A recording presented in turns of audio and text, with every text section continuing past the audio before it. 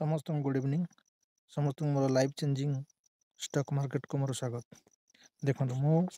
आज recent सकाଳେ IRFC मुझे जे market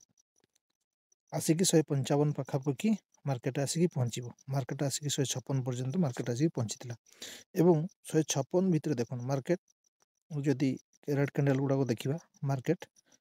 प्रथम जो रेड कैंडल 156 पाखापाखि मार्केट आसी 155 156 भितर तापर गोटे ग्रीन कैंडल बनी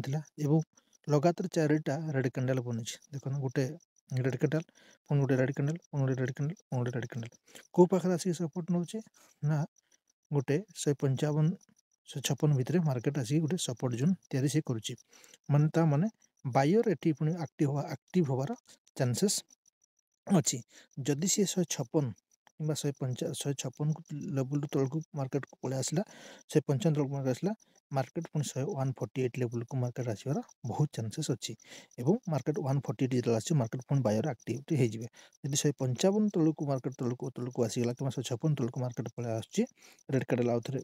आसंता काली जदि 155 पाखापाखि मार्केट पलि आस लगातार रेड कैंडल आसिक 147 पाखापाखि सपोर्ट नहीं पारे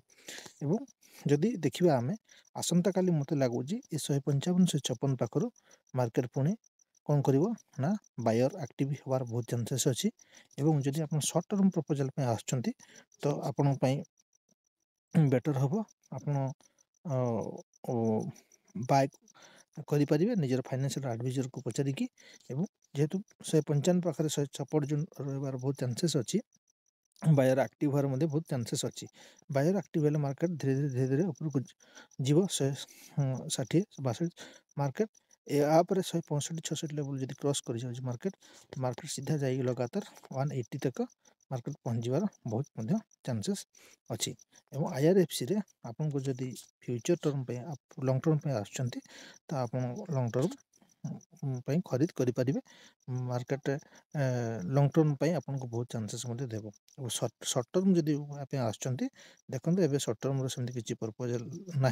किंतु शॉर्ट टर्म एति हम जब 155 सपोर्ट जोन को रिटेस्ट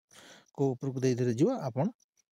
कौन करें ना 155 करें आप बायर एक्टिव हेले आप इन्वेस्टमेंट करें एवं मोर ये चैनल टी को आगामी नुआ नुआ स्टॉक बाबद जानापी स्टॉक बाबद आपंकर नुआ नुआ जानिकी इन्वेस्टमेंट करने मोर ये चैनल टी को सब्सक्राइब करूँ और लाइक करूँ शेयर करूँ धन्यवाद।